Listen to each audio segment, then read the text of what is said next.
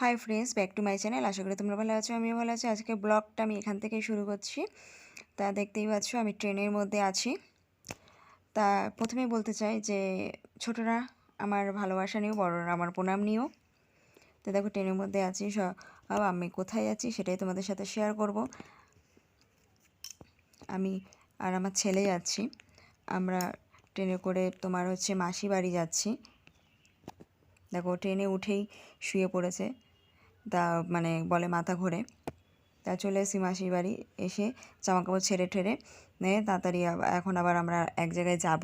সেটা হচ্ছে তোমার ওই ওদের এখানে মানে প্রতি সপ্তাহে দুবার হাট বসে, সেই হাটে একটু যাব, কিছু কেনাকাটা আছে। আর মানে কেনাকাটা কি মানে ঘরের সবজি টবজি এগুলো কিনবো আর কি। সেই এসে যাব, ওই জন্য তাড়াতাড়ি বাইরে থেকে এসে জামাকাপড় ছেড়ে ঠেড়ে করে রেডি হয়ে নিয়েছি। দেখো হাটে চলে এসেছি, দেখো সব রকমের সবজি টবজি মানে সব কিছুই মানে পাওয়া যায়। এটা হচ্ছে হাট বলে ওদের।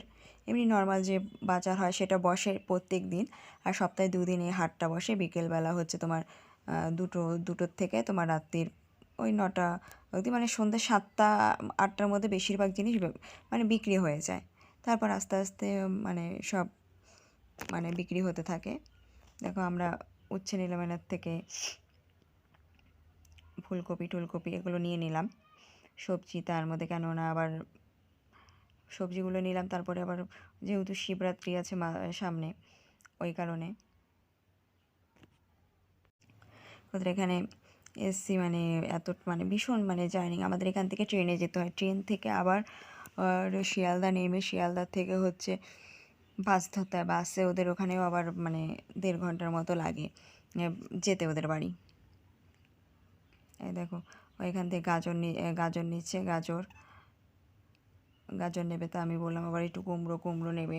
সব সবজি অল্প অল্প করে মানে নিয়ে যাবে। হাটে মানে কমই দাম নেয়।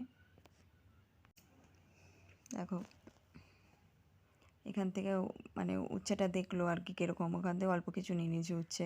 তো আমার ছেলেও দেখছে সব ঘুরে ঠুরে যে কী করছে। এখানে হলুদ টলুদ দেখো, যেরকম হাট বসে বললাম সবই কিছু পাওয়া যায় হাটে। এখানে গজা ঠজা বসছে, এই পাশে হচ্ছে বাদাম ভাজা, নিমকি ভাজা এগুলো, এই পাশে এগুলো বসছে। আর ওই এই দেখো জিলাপি এগুলো, এখানে হচ্ছে ময়দা ফল টলে। এটা হচ্ছে মাছের এসেছি। এখানে হচ্ছে দেখো মাছ, এদের কিছু হচ্ছে মাছ কেটে বিক্রি করে, মানে কেটে পিস পিস করে রেখে দেয়।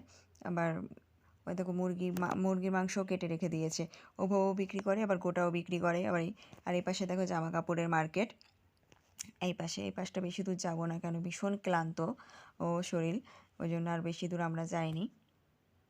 মানে এদিকটা বেশি দূর যাবো না। ওখানে গিয়ে মানে একটা দোকানে ও বললো চল, এখানে একটা ঘুগনির দোকানে ঘুগনি ভালো করে। তা ঘুগনি এখানে দেখো মশারি ঠশারি সবই বিক্রি মানে করছে। দেখো শাড়ি কাপড় সবই আছে এখানে। মানে হাটে কী না পাওয়া যায় সব পাওয়া যায় এখানে, কোনো কিছু বাদ নেই হাটে। দেখো আমরা একটু মানে দেরিতে এসেছি দেখে একটু মানে ভিড়টা একটু কম আছে। মনে হলো এখানে 5টা 6টার দিকে বিশাল ভিড় থাকে এই হাটে। তা আমরা এই যে ও বললো তাহলে ঘুগনি খাবি, তা বলছি চল তাহলে। এই যে ঘুগনি দোকানে চলে এসেছে, আমি আরও একটু ঘুগনি খেয়ে নেবো। উনি বলে ঘুগনিটা খুব ভালো করে, একটু ঘুগনি একটু খেয়ে নিয়ে তারপর আমরা আর কি যাবো। আমি কদিন ধরে আবার মানে শর্ট ভিডিও দিতে পারছি না, কদিন ধরে আমার শরীরটা একটু খারাপ আছে, ওই জন্য শর্ট ভিডিও দিতে পারছি না। আমার তোমরা ভিডিওতে মুখ চুখ দেখলেই বুঝতে পারবে যে আমার শরীরটা সত্যি খুব খারাপ।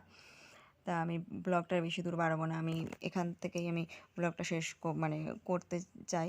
আমি আবার বলছি যে এখনও পর্যন্ত আমাকে যারা সাপোর্ট করেনি তারা প্লিজ প্রচুর পরিমাণে আমাকে সাপোর্ট করে দাও, ভিডিওটা শেয়ার করে দাও। আর পরে ব্লগের জন্য রেডি থাকো। Tata bye bye and good night, bye, see you.